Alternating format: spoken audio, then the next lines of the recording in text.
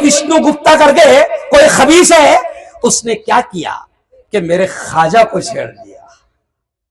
विष्णु गुप्ता नामी खबीस ने मेरे ख्वाजा को छेड़ दिया और अजमेर की दरगाह के बारे में कुछ कोर्ट में केस दाखिल किया कि ये अजमेर की दरगाह फुला फुला है। तो मैंने कहा कि हुकूमत खामोश है, और हुकूमत की खामोशी ये बताती है कि हुकूमत साथ है ना। जैसे शरीयत का मसला है कि जब वकील और गवाह दुल्हन से पूछने के लिए जाए कि क्या तुमको ये रिश्ता कबूल है, तो शरीयत का मसला है, ये उन्होंने बैठे हुए, शरीयत का मसला ये है कि औरत अगर खामोश रहे तो समझ जाना मंजूर है।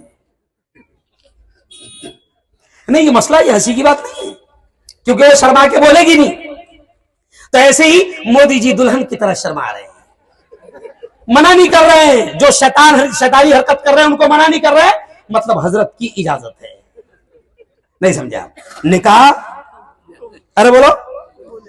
लेकिन मैंने हुकूमत से कहा कि ऐ वक्त की हुकूमत, अब तो तुम फंस गए, क्योंकि तुमने पंगा मेरे ख्वाजा से ले लिया। नहीं समझा? क्या किया तुमने? पंगा मेरे ख्वाजा से लिया, और जिसने लिया मेरे ख्वाजा से पंगा वो हुआ नंगा। अब तुम नहीं बचोगे, क्योंकि तुमने छेड़ दिया उस शख्सियत को। अरे जयपाल भी उनके कदमों में आकर गिर गया। उस वक्त के बादशाह ने तेरे से भी मजबूत बादशाह था वो, उसके प्लेटफॉर्म पे चाय भी बेची थी। नहीं समझा? वो बादशाह भी मेरे ख्वाजा से जब दुश्मनी लिया और पानी रुकवा दिया, तो तारीख कहती है कि मेरे ख्वाजा ने कहा, अच्छा तू पानी नहीं देता? मेरे ख्वाजा ने कहा, ओ सागर इधर आ जा। तो मेरे ख्वाजा के कटोरे में पूरा अना सागर आ गया। मेरे ख्वाजा के आशिकों के ऊंट जब बैठ गए, तो उस वक्त की हुकूमत ने उठाना चाहा मेरे ख्वाजा के ऊंटों को, समझ रहे आप? नहीं उठे। समझ रहे आप? हुकूमत थक गई। तो मैंने एक जुमला कहा था कि जब मेरे ख्वाजा के बिठाए हुए ऊंटों को हुकूमत ने उठा सकी, तो हम तो ख्वाजा के बसाए हुए। नहीं समझा? मेरे ख्वाजा के बिठाए हुए ऊंटों को हुकूमत ने उठा सकी, तो हम तो ख्वाजा के। अरे बोलो ना यार, हाँ ना। सब अपने अपने सूबे के हैं चीफ मिनिस्टर, सब अपने अपने सूबे के, क्योंकि हर सूबे में अल्लाह वाले लेटे हुए। सूरत में हजरत ख्वाजा दाना रहमतुल्लाह ने लेटे हुए, वो सूरत के चीफ मिनिस्टर है। तो कव्वाल ने क्या कहा, शायर ने क्या कहा, सब अपने अपने सूबे के है चीफ मिनिस्टर, अजमेर में रहता है उनका प्राइम मिनिस्टर। समझ?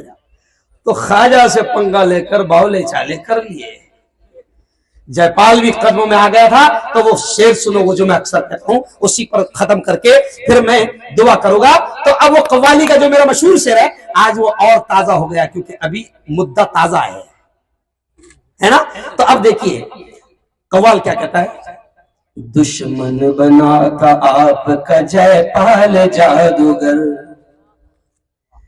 दुश्मन बना था आपका जयपाल जादूगर, यानी ख्वाजा का दुश्मन बना था आपका जयपाल जादूगर, जादू से उसने आप पे फेंका बड़ा पत्थर, पत्थर वो सीधा आने लगा उनके जिस्म पर, ख्वाजा के पत्थर वो सीधा आने लगा उनके जिस्म पर, पत्थर पे जब पड़ी मेरे सरकार की नजर, तो फरमाया ख्वाजा ने क्या कहा पत्थर को देखकर, रुक जाना तू वहीं पे जो जादू भला का है, रुक जाना तू वहीं पे जो जादू भला का है, गिर जाना मुझ पे भेजा हुआ घर खुदा का है। ख्वाजा मुईनुद्दीन ने पत्थर से जब कहा, ख्वाजा मुईनुद्दीन ने पत्थर से जब कहा,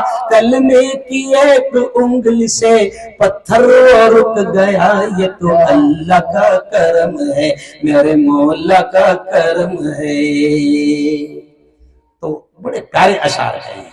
तो जयपाल भी उस वक्त का जयपाल कदमों में आया था, हमें यकीन है आज का जयपाल भी कदमों में आएगा। कहो इंशाअल्लाह आज का जयपाल भी। अरे बोलो ना यार, डरते किससे रे? डरते हम सिर्फ किससे? जोर से बोलो, अल्लाह से। बहुत प्यारा आज प्रोग्राम हुआ, बड़ा मूड में मुझे ला दिए हुज़ैफा साहब, समझ रहे आप। चलिए अब दुरूद शरीफ पढ़ लीजिए।